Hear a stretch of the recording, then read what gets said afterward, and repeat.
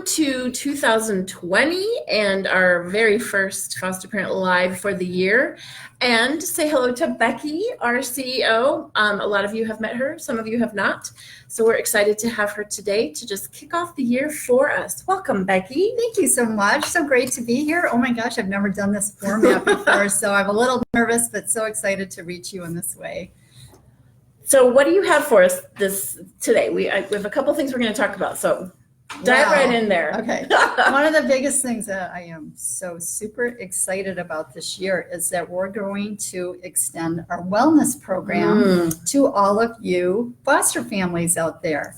And Ariel has had a wellness program, I'm thinking about 4 years now. And about that time, 4 years ago, we really started to see the connection between physical, mental, spiritual health, really, and the work that we do. And I started to become so much more super aware of how important it is for staff to be healthy in order to take care of our kids and our adult clients too. So it really solidified for me. And just over the last couple years, I really have been committed to wanting to extend it to as many people as possible, because we really are seeing such a positive effect here at work. We wanted to make sure you guys could reap some of the benefits that we're seeing here. And also we want you to use that most powerful tool of modeling so our kids can also start to see the benefits of healthy choices and healthy living.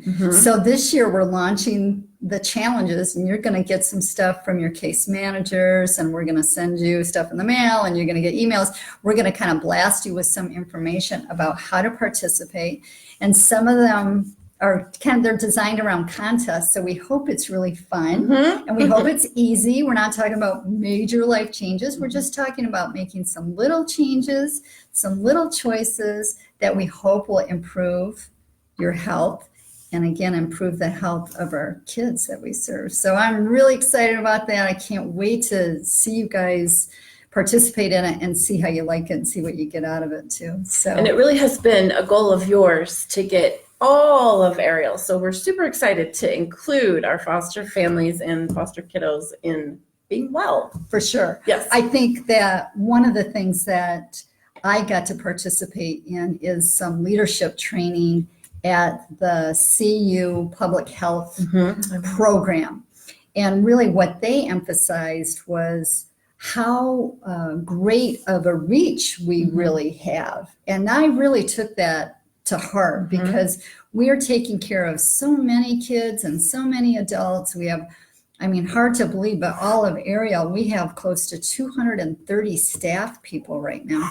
So I really wanted to extend it not only to staff, but to staff's families, and then to you guys too. And really, when you start to look at it that way, the reach is really big. We could really have an impact on 1,000 people, let's say.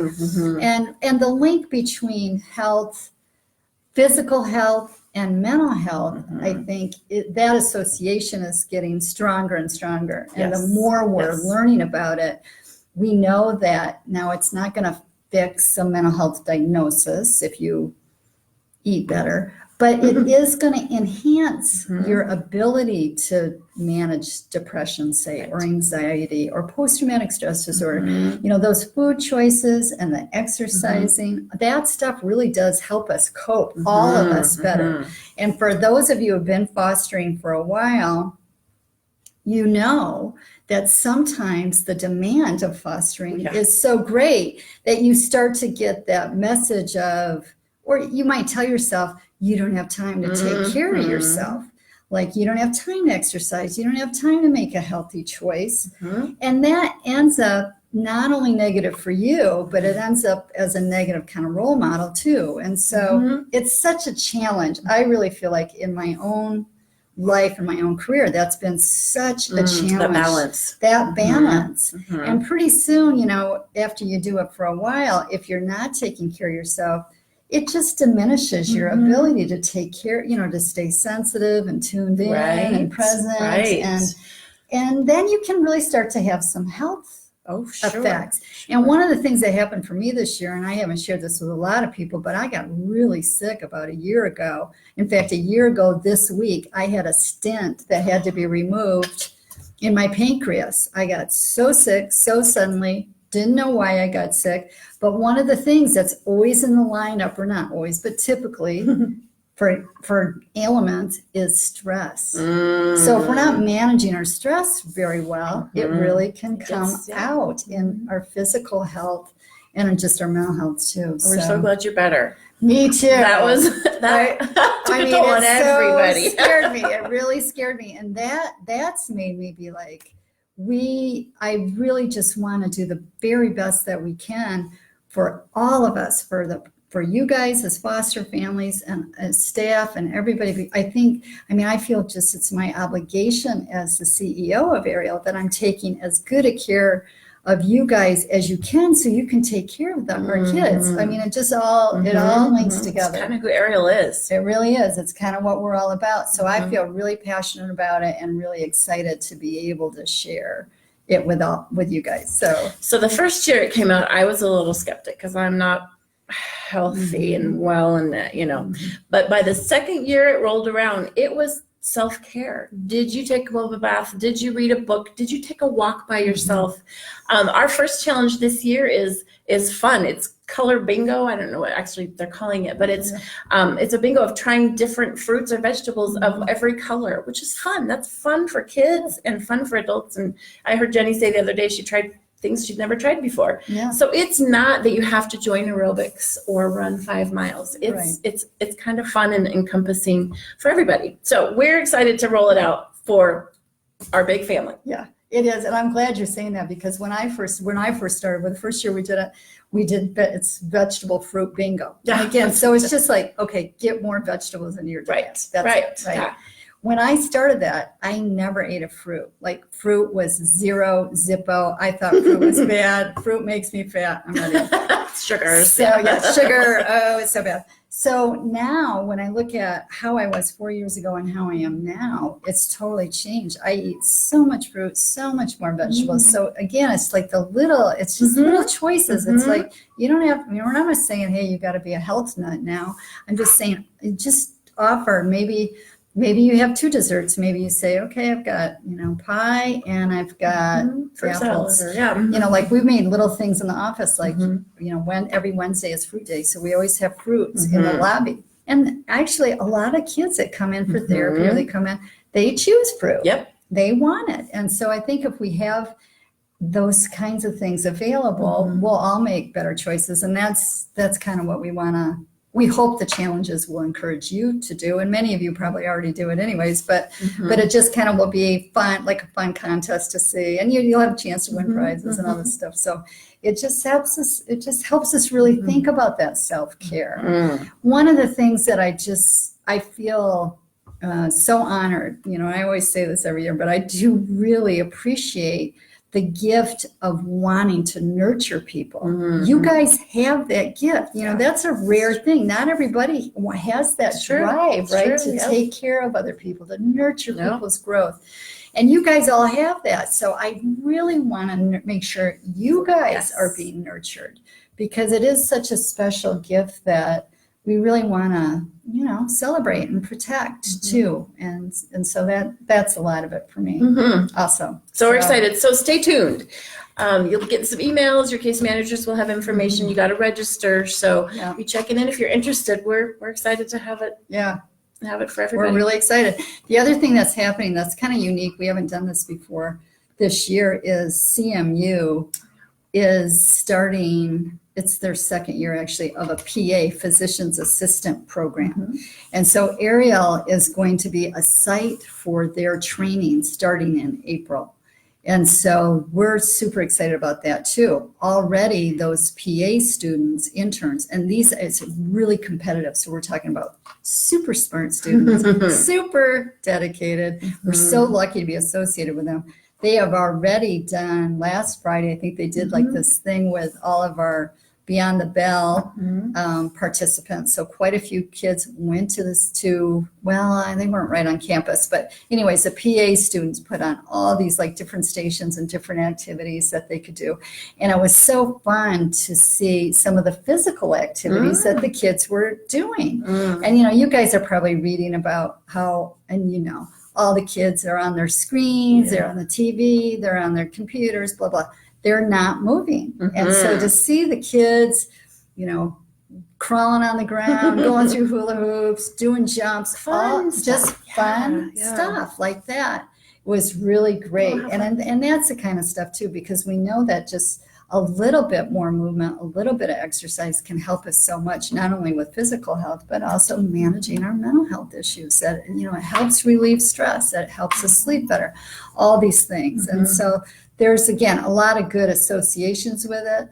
I'm not saying, hey, if you exercise and eat fruit, it's going to get rid of your diagnosis or solve your depression. I'm not saying that, because that's not, that evidence is not there.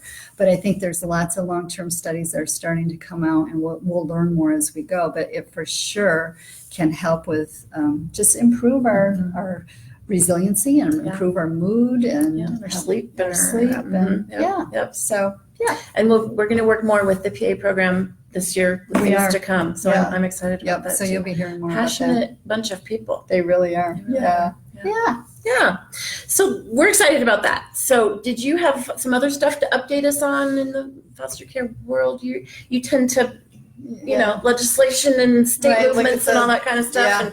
And we often get caught in the details. So Well, I think one of the trends that you guys are probably hearing about is this Family First legislation. And Family First legislation is a national legislation that's coming down to the states and to the counties too, that basically is trying to get kids into the lowest level of care that they can be and out of high level of care. Like, so group homes right now is considered a high level of care. So they really want to make sure that the kids that are in group homes are in there for the right reasons, that they're not just there because there's not a family. Yep. So there's going to be a lot more scrutiny around that kind of stuff. They're going to be screening those kids like every 30 days. I mean, there's all these regs coming down. And so we're really trying to keep our ear to the ground. They were supposed to launch it last October. It didn't get launched. Then they said they're going to launch it in April of this year. We'll see. we'll see. Yeah. So we're just really trying to pay attention to that. I think more how that affects all of us is that the demand for foster care continues to be really high. We really still have very not enough families, I guess, for the kids that are out there. Yeah. And I think Kathy's been and going to be spending more time on really recruiting families for specific kids, because we're seeing that there's kids that maybe are just more challenging or maybe have a specific kind of profile that we're going, okay, we need this kind of family or that. So we're going to have to do a little bit more of that on top of what we kind of usually do. So we may be asking you too, hey, do you know somebody that likes this kind of a kid or has this kind of an interest, that kind of thing. So we'll continue to really focus on that. The other part of this legislation, the Family First legislation, is that it really is emphasizing what they call front-end services. And by front-end services, they mean services that will help kids before they go into foster care. So services that will help kids stay at home. We have some of those services now, like life skills, for example. We have workers that will go and help birth families get the skills that they need to get their kids home. With Family First, this is going to be, let's try to do this before the kids get removed. And so there'll be efforts like that. Therapy will probably expand a little bit into that, more front end. So trying to offer services again before kids come into care. And that's a good thing. I think we want to make sure that we're giving families every effort really before they come into care. So you guys, if you know how that goes, hopefully we can be as effective as possible. At the same time, we're keeping kids safe. We know 100% that kids have to be safe. And so that's something that I will advocate for and will continue, all of us really continue to advocate for that safety.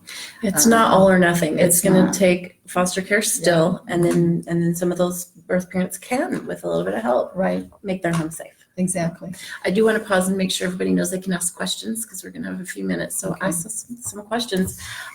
Treatment foster care, is that part of Families First? And then, Yeah, it really is. I mean, I think to me, it's ironic in a way, because when I first started at Ariel, I was the case manager 25 years ago. And that was the whole deal, was we have to keep kids out of institutions. Right. And the first girl that I had at Ariel, she's in her 30s now. I saw her last year. And but her story was, she, at like 6 or 7, she was like just early elementary. They were going to put her in Pueblo State Hospital. That was her placement choice. And that's one of the reasons Ariel was founded, was we have to keep kids out of institutions. There's no way a 6-year-old should be at Pueblo. No way. I mean, and she was spitting, and she was swearing, and she had some behaviors. I don't want to say that she didn't. She did. Yeah. But should she be institutionalized in a No way. state hospital? No way. And so this now, 25 years later, really the federal government is saying, and many advocates for kids are saying this too, is that we don't want kids to be in what they call congregate care. That is a group setting. Kids belong with families, and kids do belong with families. No one really argues with that. Right. But we also know through experience that some kids really have a hard time in a family for whatever reason. And usually it's because there's significant either mental health challenges or special needs, or there's something that is complicated enough that they're just not doing all that well in a family setting. But when that is occurring, the feds are saying, okay, but you guys have to do something to help that person get capable of being in a family. So that's where the pressure on us will be, is like, how can we wrap around enough services in order, and that's why we have therapy. That's why we have the community support program, the tutoring, all those different kinds of things we try to incorporate to help them. And so that's what we'll be focusing on in treatment foster care, because treatment foster care is a little different licensing. They don't want to have as many kids. They want to have, like I'm saying, more wraparound, more case management, probably a little higher. There's a higher acuity. The kids will be a little bit higher. The services will be a little bit higher. And the demand, I think, on parents will be a little higher too. So it's got to be the right, the right person. You got to be the right, ready for that kind of challenge. And believe me, we have some excellent foster families. I hope you're watching now, and I hope you know who you are, that really you are capable of some of these tough kids. We have lots of tough kids right now that aren't in treatment level. But I think the feds hope that the treatment level of care will be kids that might be at a higher level. They might be in a residential placement right now. They might be in a hospital right now. They might be out of state. Those kids that were really trying to get back to the community. And like I said, it's kind of ironic to me, because in many ways that's why we started. That's how we started. That's why we really is. Yeah. So, and we've always been a therapeutic We foster have. care agency, and that's not changing. Yeah. This is treatment, so it's kind of a new It is. little category. We Yeah. I want to say June last year, we had a little work group with I had like 6 or 7 foster moms come in, tell us what that looks like with the Ariel difference. What would you need? What would you expect? We took those ideas, we wrote our plan and submitted to the state, and just December, we were approved to do treatment foster care. Yep. So again, if you know somebody or you feel like it's you, we need those families that can take a little bit tougher kiddos and only 1 or 2 kiddos, and really just help them heal and succeed in a safe place. So is this a situation that maybe for a kid that has RAD that's more severe, would that be a good example of who would be placed in those? Yeah. Yeah, I think so. I mean, I think somebody who really has, the rad sort of issue is that a kid who may really have some challenges around relationships Yeah. and relating, Yeah. and it doesn't quickly get resolved. It's something that is going to have to get, evened out. Like kids, I really don't trust you, and it's going to take lots and lots and lots of effort to kind of get this, to improve relationship. And some of those kids may have longer term brain damage where it just doesn't readily get fixed. They may need a pretty consistent kind of manner of parenting. And they may never say, I love you. Right. They may just never say that. But does that mean they don't need a safe home and dinner every night? Right. Yeah. Yeah, they might not give you the kind of warm fuzzy Right. that another kid might. But the thing is, too, they're all different. All of us are individuals. So we really want to try to understand each person as an individual and okay, what do they need? But it's that kind of kid. I think some of the kids that we see at Sprite House where we have experience where they've been through a number of places, they're 8 years old and they've had 20 placements. Okay, we know that there's some issues there and that they need, they just really need that consistent stability. Somebody that kind of, in my head, I call them the super parent because it's kind of you have to really be like, I don't care. Yeah, it can't be about your feelings. Yeah, it's kind of like, I'm doing this. This is the way it is, no matter what. And again, you might not think that's you, but it really could be you. We've got a lot. We do. We do. We have a lot of really great parents. And because we started this way, we know a lot of parents that have had this level of kid, and we know the kids now that are adults. And so some of them are still in services with us on the adult program. I mean, we have probably 5 or 6 that I knew 25 years ago. Now they're adults. And you know what? They're not in an institution. Right. They're in the community. Many of them live in host homes. Many of them come here for vocational services and all that. But you know what? They really are functioning just fine in the community. So I'm grateful for that example because I think earlier in my career, I'd be like, oh my gosh, this is hopeless. This is just not going to work. But it does work. It just is we have to kind of accept that their normal may not look like your normal. Yep. Maybe they're not going to go to college. Maybe they will. I don't know. It's each person. It's very but specific to it really is specific to them, and they really can have a good life and a meaningful life. And again, that's our mission. We want people to be as self-sufficient as possible and to have a meaningful experience, just like you or me. So, I mean, it might not look exactly the same, but for them, it's great. I mean, we survey our adults all the time. They want to, have a job. They want to make money. They want to have friends. They want to. Apparently, we have a gentleman who jumps out of airplanes. I just learned Okay, today. right. So, I mean, it really is so exciting, right? They pick what their goals are. Right. He wants to jump over. He gets to. And they he want to go has. to Vegas. Guess what? They're saving their money. They're going to Vegas. So all that stuff really will be realized. And so we just have to. It is kind of taking the long view. Okay, it's going to take some time, and it may look a little different path, but they're going to get there too. They're going to get to adulthood and they're going to function. And so we're really looking for that person that just can. So start that journey towards a future that's right. Yeah. Yeah. And just whatever hanging they in want. there, just hanging in there. So Yeah. that's kind of what it's all about. And I'm excited to see who steps up and says yes to it. Cause I know I'm you're out seeing there. who's here. I'm looking at the Come names. on, I know you're out there. It's actually, It is it's super exciting. I think there's a lot of energy around the There state really is, about it. I yeah. mean, the state is really like, come on, let's give this a good try Yeah. and see if we can't help some of these kids, because we don't want them to end up in DYS, We don't. Division of Youth Services. I mean, it just makes, I'm a social worker. I've been in the field for 35 years. It makes me sick. It's sick that we have to put kids in cages to get mental health services. I just can't stand it.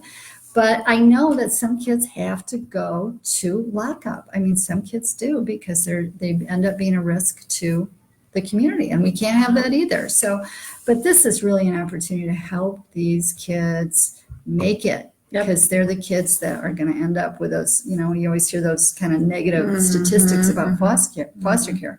1 in 4, will end up on drugs, will end up homeless. Well, they're the one. Yeah. They're not the 3 Right. that are all good. So we want to help that one. We do. Yeah. These are the ones. Is there going to be extra training for treatment foster care? Yes. Yes. And that's part of what Becca and Sarah wrote in their plan to the state. They've got an outline. And so actually the state has quite a few details that we have to. And then of course, Ariel thinks we add a little bit just from experience on top of that. So yes, there will be. Mm-hmm. And would we recommend right now to reach out to your case manager if you're interested, or Yeah, or Becca or Okay. myself. I mean, any of us, and we'll snatch you right up. Yeah, that's right. I mean, even if it's a discussion, Sure. if you have questions, and it can be further discussed. Absolutely. Yep. Is that all questions? Yeah. Okay. Anything else for us, Becky? Well, just how grateful I am for you guys. I mean, every year I try to reach out and say thank you. And I really do appreciate everybody's efforts in this. It's sometimes hard to see kind of how everybody fits into the big picture, but you guys are really where the rubber meets the road. When I think about our services and how we help kids, it really is all about you. You have so much power and so much influence. And it may not seem like it some days, but really you are it. You will have every moment that they're with you. You get to counteract that negative that they experienced. And you're really, you're planting that seed and just nurturing that potential and that positiveness in a person is just so incredibly important. I just can't even tell you how moved I am by all of you doing some really important work. And I know that it doesn't get validated enough in our community. So I really do feel so strongly that please know that everybody at Ariel does know how important it is and how special you are for doing this work. And thank you. We can't do what we do without We really without can't, you. We really can't, and So we can't do it unless you're here, unless you're healthy. So there's more questions. Yeah, there's some follow-up questions. No, I didn't. It's okay. I know Becky loves to tell everyone how much she loves them and supports them because It's they who need she to is. hear it. Yes. and she really does. So would treatment and foster care be until they're 18, then potentially go to a host home? Good And question. somewhat along the same lines, are these still planning to return home? Are they having services with bio parents, etc.? Good questions. I'm Yeah. thinking. well, yeah, it's good, and it really all those scenarios could occur. I think again, it really is very individualized. We're getting into some really specific kinds of needs, and so yeah, if it's a person with a developmental disability or an intellectual disability, it could be a kid that's going to transition to our adult system or into a host home situation. We certainly are seeing that, and really we're seeing a lot more creativity actually with our kids with developmental and intellectual disabilities because they really are a high-risk population. And so that's kind of subset for sure exists. And so that could happen.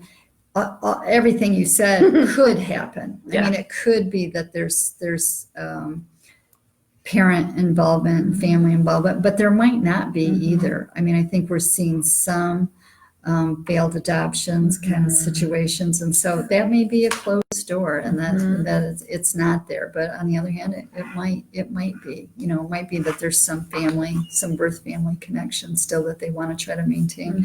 So it really is kind of individual, and as you explore it and as we explore it, we really do want to pay attention sort of to the details and okay, what is this? What's the long-term trajectory for this kid? And often we know that upon referral. referral. So Becca would have that information more than likely. So the answer is yeah, sure, maybe, yes. Yeah. So maybe yes, but yeah, we're going to have to ask those kinds of questions and explore it. Right, when we as- get in the moment, as we yeah. go. Yeah. Christy? What about a year-old that is not developmentally delayed and continue to require treatment level? So I think because it was mentioned how we've continued our program to the host homes, these kids in treatment, it's not just developmentally delayed children. it's I not. think that's what's Okay, Oh, yeah. yeah, no, it's probably a lot behavioral and mental health rather than developmental disabilities. I think the Sprite House would be a great example Mhm. because we have 4 children and they all have completely 4 different cases. Very type thing. different Right. diagnoses and different Bio situations. parents are Right. involved in some. Mhm. Right. Yeah. So Yeah, I think the common theme may be complex, Mhm. that it's not just one thing, that there's probably Quite several little, not even little, several things Mhm. that make the person complicated and a little more hard to serve, Yeah, So, Right. yeah, just a little more complex, I yeah, would say, and that's is probably a the good common. word. Yeah. Mhm. But yeah, it could be really variable, really different needs. And it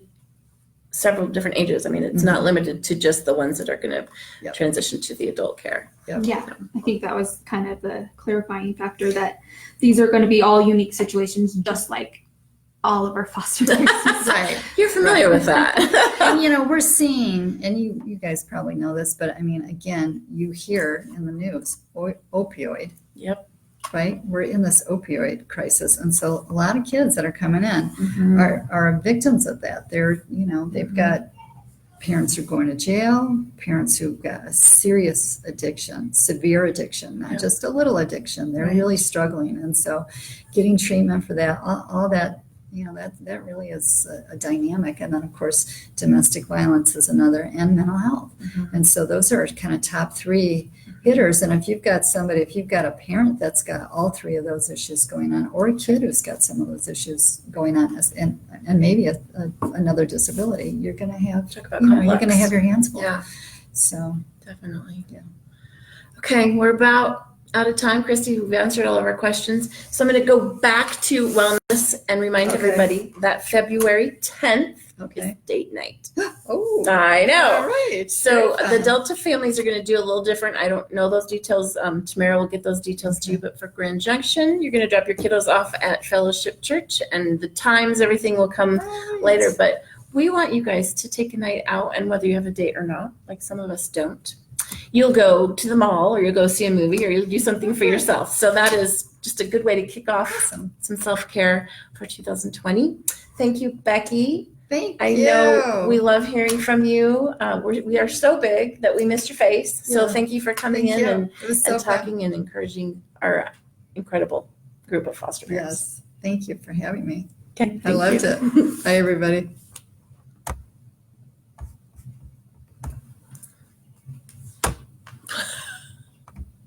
And is it ending?